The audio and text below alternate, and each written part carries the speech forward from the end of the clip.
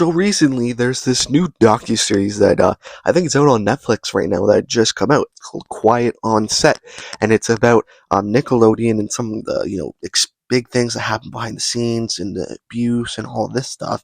And one of the big ones talking about it was Drake Bell from Drake and Josh, and he was talking about his abuse with Brian Peck. He was a coach at Nickelodeon, how he touched him and sexually tried to do whatever to him, and he kind of opens up about this in it.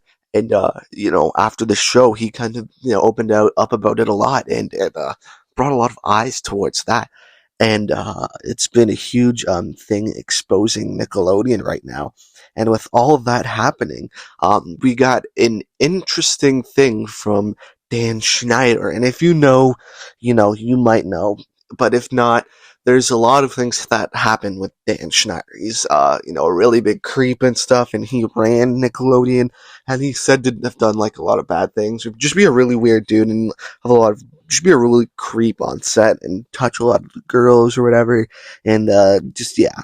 But recently, all of a sudden, with this Quiet on Set coming out, and Drake Bell being so vocal right now, all of a sudden he comes out with this apology and this interview where he's talking about stuff, and he's very sentimental, and it really means a lot to him, but it actually doesn't. This is calculated. This is all because of everything else happening, and he wouldn't have actually made this if Quiet thing whatever came out, or if Drake Bell wasn't as vocal about this. He wouldn't have came out talking about any of this, or even made his little apology thing.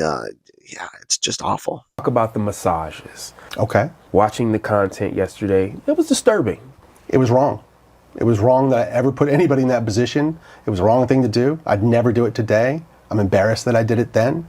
I apologize to anybody that I ever put in that situation. Now, this is not to say that people can't be forgiven, but when you wait so long to actually put out this apology or even do anything close to that, it kind of comes off as insincere and as, saving yourself, right? Because that's exactly what he's doing here. I don't really see this or as anything like, I don't know. It's just really weird of, now making this. Oh my gosh, I don't know what just happened. Making this really calculated move with, it's not even like, I don't know how to say it, like words are not coming out of my mouth currently, but it's very calculated with a specific person interviewing him.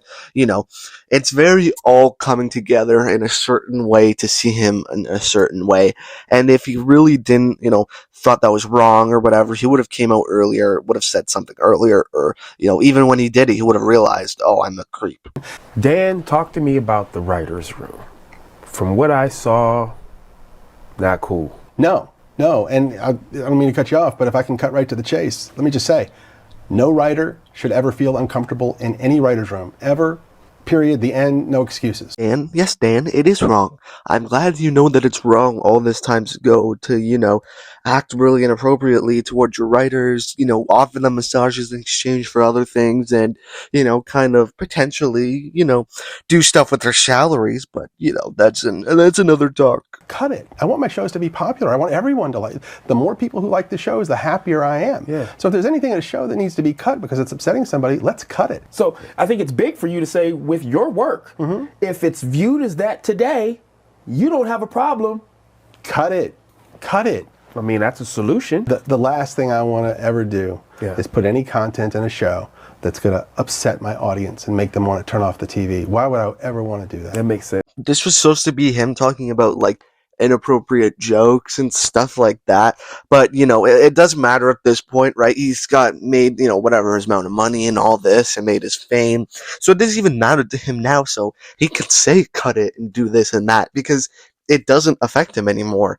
If this was back then when it was happening, he wouldn't have been, oh, let's cut this, let's get rid of this, let's do whatever. No, he would have been like, oh, I'm standing this, whatever, there's nothing wrong. But all of a sudden now, when it looks good for the public, he wants to cut it. And he told me what had happened. I was more devastated by that than anything that ever happened to me in my career thus far. 41 of those people wrote letters for Peck, character letters, praising him for who he was and asking for leniency. And they knew that he was guilty. They knew he had confessed to some degree, and they still did this. But Drake's mom, a lovely woman who I stay in contact with this day, she came to me at the time and she said, "Would you help me with my speech for the judge?" And I said, "Of course." And I did. Woo! Fantastic acting there by Dan Schneider. He definitely picked up a thing or two being on set and around all these actors, because that was top tier acting. He definitely gives no shit and doesn't care at all whatsoever about Drake Bell, about his mom, about how he was abused. He doesn't care. He's trying to save Grace, trying to save his image, trying to look good, and that's what this whole thing is, and that whole apology thing is. You can look it up, Twitter, YouTube, and find it somewhere. I might try and find a link for it down below, but yeah, this is just an absolute calculated thing. He's trying to save his image, trying to look good, and that's all it is. He's still a creep, still a weirdo. You know who it is. It's Dan Schneider. But anyways, that's kind of me talking about the situation a little bit, in brief, in a shorter time period thing. I don't know. I can't speak right now. But anyways, if you like this video, like it. If you want to subscribe, you should subscribe. And yeah, I'll see you in the next video. Peace. And thank you for sunshine, thank you for rain, thank you for joy, thank you for pain. It's a beautiful day, yeah, yeah, yeah, yeah. It's a beautiful day. Thank you for sunshine, thank you for rain, thank you for joy, and thank you for pain. It's a beautiful day, yeah, yeah, yeah, yeah. It's a beautiful day, yeah.